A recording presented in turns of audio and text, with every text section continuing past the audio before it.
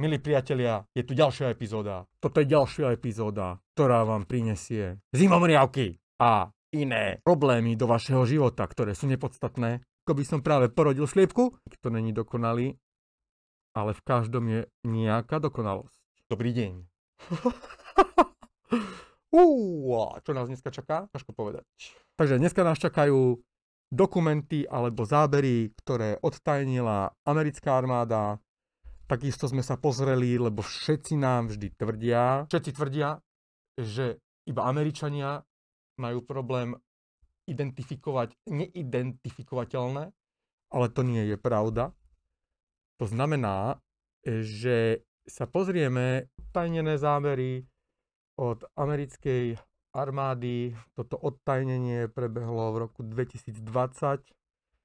Pentagonom, myslím, že sú 3 alebo 4 tie videá. Pozrieme si prvé. Takže v podstate toto je video, ktoré ukazuje pilota, ktorý trénoval a zachytil vlastne objekt, ktorý sa mu podarilo zachytiť radarom. Tento objekt letel proti silnému vetru nejakých 60 či 70 notov. A ako vidíte, tentokrát môžete udelať, Takže titulky moc nefungujú, pretože toto video bolo z kokpitu. Každopádne úplne tomu nechápali, čo sa deje. To je jedno z tých videí, ktorý naozaj nemá do dnešnej doby vysvetlenie. Pozrieme sa teda na ďalšie video, ktoré je takisto z armádnej stíhačky. Myslím, že toto, môžeme sa pozrieť toto viacej. Takže toto video bolo vlastne odtajneniu prišlo v roku 2020. Toto video bolo natočené, Declaration Shows. Takže v roku 2015 už. OK, pozrieme sa, čo sa teda dialo. Neviem si trošku zvučík, aby nás neroztrhlo. Toto je nad morom záber, kedy sa snažia vlastne targetovať a zacieliť tzv. Tic-tac UFO, čo sa mu teraz podarilo. Som nejaký moc značený z toho, chlapci.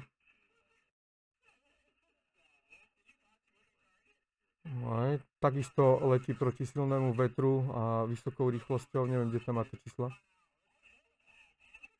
Tam ani nie sú titulky. OK. To bolo ďalšie video, ktoré je oficiálne odtajnené.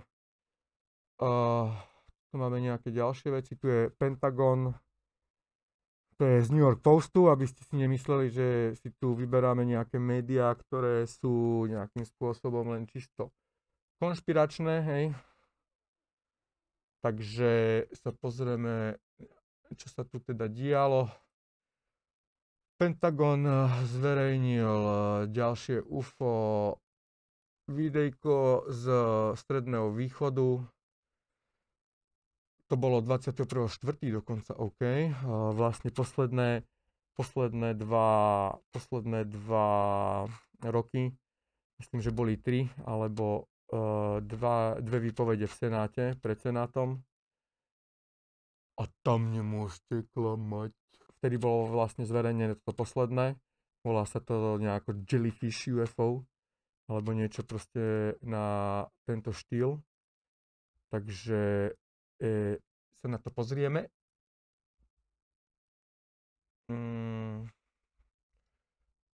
Dobre, takže možno som si to pomýlil s ďalším, videl som ich dosť. Footage. OK. Toto som možno ani nevidel. Hej, toto som videl. Že ako môžete vidieť, máme tu zasa, chcel by som vedieť, kto vlastne robí tento záver, či je to satelit, hej, nejaký low orbit satelit armádny, alebo je to normálne stíhačka, to tam asi je, to tam povedané, nie je to tam povedané. Show mysterious objects across the skies, activity zone, revealed as he played the video during a Senate. OK, ako to bolo? urobené, to tu nepíšu. Dobre, to je ďalšie video. 4 UFO shot down by US military in 9 days. To bolo pred rokom, ak si pamätáte, vtedy sa diali tie veci s tým čínskym balónom, ktorý letel ponad Ameriku, čo boli všetci z toho celkom vyseratí, tomu sa ani nečudujem. Americká armáda vlastne nič nerobila. Americká armáda vlastne nič nerobila a tým pádom to bolo celé také nejaké... Dneska, keď sa pozerajú ľudia na tie UFA, tak vlastne neveria, čo vyhlasujú napríklad officials z FBI alebo z domobrany, ktorí tvrdia, že vlastne to sú len obyčajné drony a nejaký Amazon a tak ďalej a tak ďalej. Takže nikto neverí, veď kto by im veril, zasvietím si svetlo, lebo mi zhaslo a máme tu takú zelenú atmosféru mimozemšťanskú. Takže poďme sa teda pozrieť, o čom sa tuto chlapci hovoria, lebo myslím, že toto som ani... Videl som to? Nevidel. OK. To successfully shot down the object. OK. Takže potom, ako zostrelili tie objekty, vlastne americká armáda alebo Pentagon tvrdil, že je to čínsky balón. Ono asi to bol čínsky balón, ale bol tam zachytený aj ten tic-tac UFO a k tomu sa už nikto nevyjadril.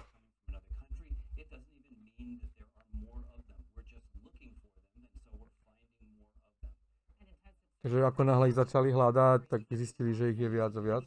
Lebo keď nehľadáš, tak nenájdeš. Dávajte si pozor na zdroje, alebo keď už zdroje, tak si ich overujte. Ťažte z rôznych zdrojov.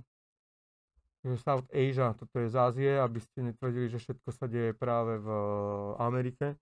Takisto Ázia zverejnila zábery a nejaké dokumenty, o čom si povieme ďalej. Takže Pentagon shared video.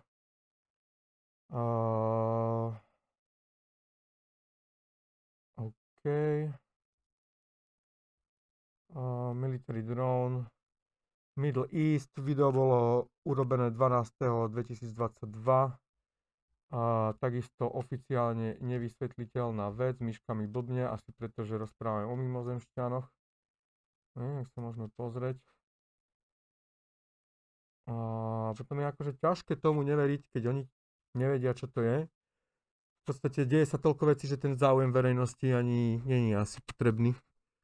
To znamená, že chápem, že ľudia tomu nedávajú pozornosť, ale na druhú stranu, keď si zoberiete, čo by to mohlo priniesť, to je akože úlet. Ne? Takže 15.2023, to je asi viacero rôznych. Nie, to je jedno. Rôzne kamery. V podstate teraz sa tie orby vyskytujú, ako dobre vieme, po celom New Jersey. Hej, akože come on. Tento záber sme videli. To je balíček odtajnených záberov. OK. Máme tu aerial phenomena. To bolo pred rokom. To je ďalšie video, ktoré bolo zverejnené. Ono ich bolo dosť. Niektoré sa v tom kvante všetkých informácií ťažko hľadajú. Každopádne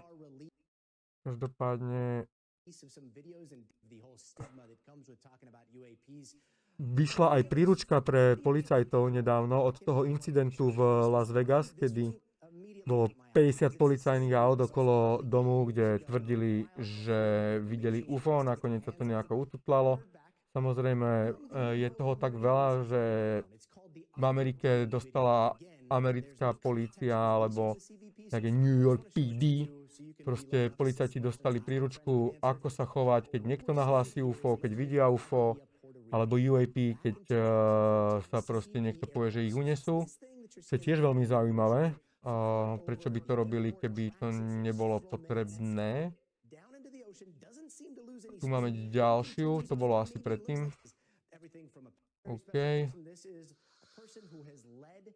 OK. Tu máme ďalší armádny záber.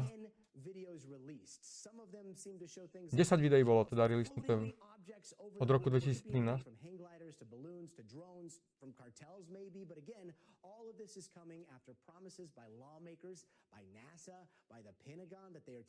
Akože nepríde vám to divné? Lebo mne to príde divné.